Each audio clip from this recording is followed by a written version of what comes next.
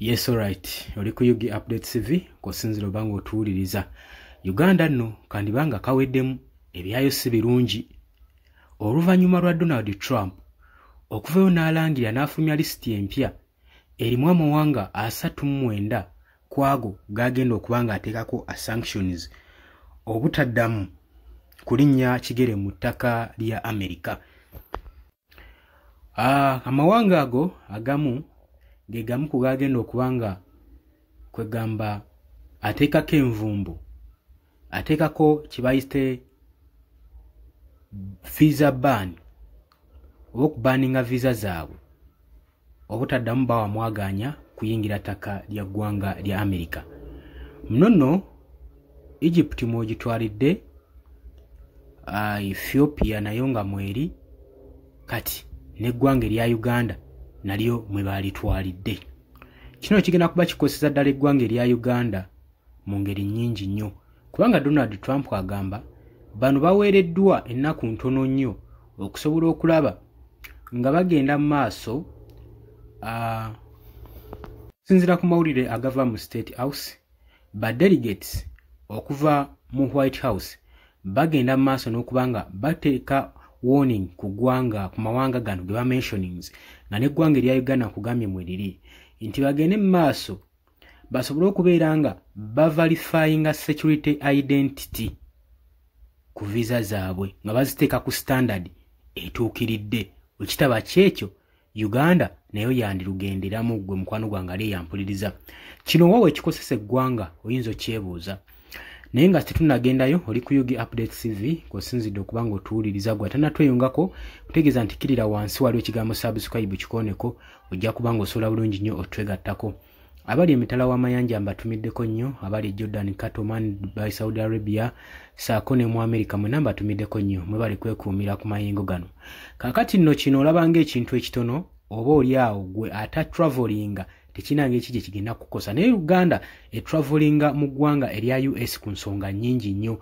Kitegeeza ki? Ensonga nnyingi nnyo ezijja okuba zisanyaladde, omuli ebyenjigiriza, omuli ebyobulamu, omuli ebyentambula, omuli ebya security. Jjukira nti nno bannayuganda bangi abatindigga eggendo okugenda mu Amerika okusobola okulaba nga bafuna emisomo, nga bagaziya ku bwongo okusoma. Equipments eziva mu Amerika saako n'eddagala lingi nnyo lye tujjayo. Kati ate wengattako bano abatravelinga nga balwadde okugenda obbajjanjabira mu Amerika, nakyo kijja kuba kifuuse kizibu gye bali, kijja kuba kizibu wadde. Kitegeeza ebyobulamu bw'eggwanga lya Uganda bujja kuba butandise okuba nga buleebaleba oba nga bunafuyizibwa. Oba ensonga ezo zitegeera bulungi nnyo, sagala oleme oddeeyo ogambe nti no bino tebinanga eki gye binkwatirako, bikwatirako nno ddala. Kitegeeza bano bonna banyina assets mu ggwanga erya US bonna bajja kuba bafirizingiddwa nga basanyalaziddwa. Ebyenjigiriza byo olaba bibadde wansi nga bakyaweereddwa omwaganya okugendayo. Kaakati bana bateekako bbaani, kitegeeza nti nno ebyenjigiriza niyo bigenda kubeera nga binafuyizibwa ddala gwe mukwano gwange ali yampuliriza. So no warning ezinga okubalabula bannayuganda mutandika okubeera nga muli sidelined ku ggwanga lyammwe. Waliwo buli woba ogenze mu ggwanga eddala koppayo ky'okoppyeyo gye okiteeke mu nsi yo, kubanga saa yonna ebintu byandikyuka. Kuba kati olaba bagenda bateekako bbaani obutabaganya kuddamu kulinnya mu ttaka lya Amerika.